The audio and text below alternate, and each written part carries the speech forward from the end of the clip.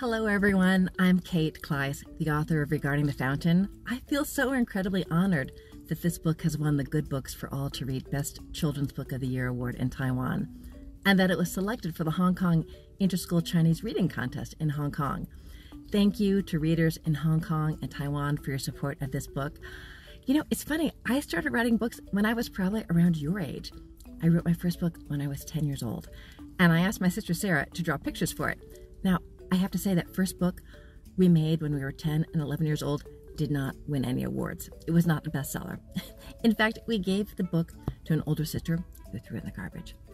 But you know, I think that's the day I became a writer, because the day I saw my book in the trash is the day I wrote my second book. And that book was a little bit better than the first. And my sister Sarah and I kept making books for years, literally years. When we got out of college, we started submitting our books to publishers in New York. And guess what? The publishers threw our books in the garbage. This happened for 10 years. Maybe we should have given up. I think a normal person probably would have given up, because the message we were getting from publishers was pretty clear. We have no interest in what you're writing about.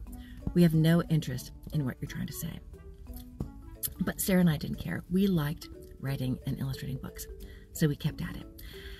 And then one day, the snow started to fall on my little valley in Missouri, which, if you don't know, Missouri is in the middle of the United States. And it was winter, and the snow was falling, and the snow turned to ice, and the ice coated the trees and the roads, and even my house was like a little igloo. And it was too dangerous to be outside in weather like that. I couldn't even get out of my driveway because it was so icy. And I wasn't prepared for the storm, so I didn't have much in the house in the way of food. I think I had popcorn and coffee and Diet Coke. I didn't even have enough firewood for my wood stove, which is what I used to heat the house. And I thought, this seems a little dicey. I'm snowed in without enough food or firewood. What am I going to do? And I thought, well, I guess I'll just do what I always do, which is to write. And so I did. While I waited for the ice to melt, I started writing a story in letters about a fountain designer, kind of the woman I wanted to be. And this woman strikes up a correspondence with some school kids in Missouri. And in 1 week, I wrote Regarding the Fountain, and I faxed it to my sister Sarah in California in the middle of the night. She woke up with this pile of pages, and she read it, and she said, "Wow, Kate, this is pretty good. This is better than the other books you've been writing. It sounds more like you."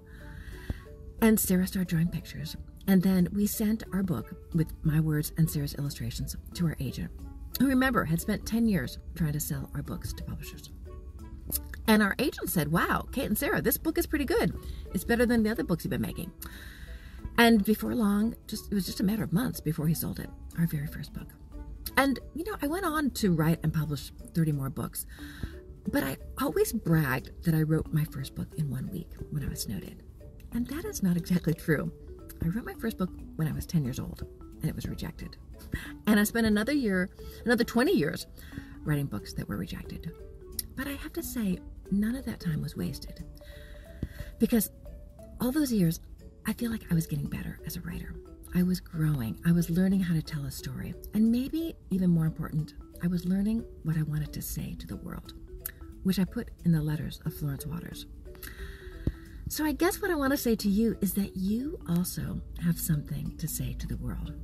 Maybe it will be through your writing. Maybe it will be through your singing. Maybe it will be in a cool building you design, or a new technology you create, or a delicious new recipe you cook up. You have something the world needs. Even now, as a young person, you have something the world needs. But it might take a few years to figure out exactly what that is and how you can express it. While you're figuring that out, I think it's so smart that you're spending your time reading books and getting curious about the world and about yourself, because that's how you'll discover what you love doing and what the world needs. And don't get frustrated if it takes a few years, or if you find a book you've written in the garbage, or if you get snowed in for a week, because I think sometimes that's when the magic happens. So thank you for honoring my book. I'm really so thrilled by this. I'm even more thrilled by the idea of maybe reading your book someday, or meeting you in real life. That would be fantastic. In the meantime, happy reading, and thank you so much.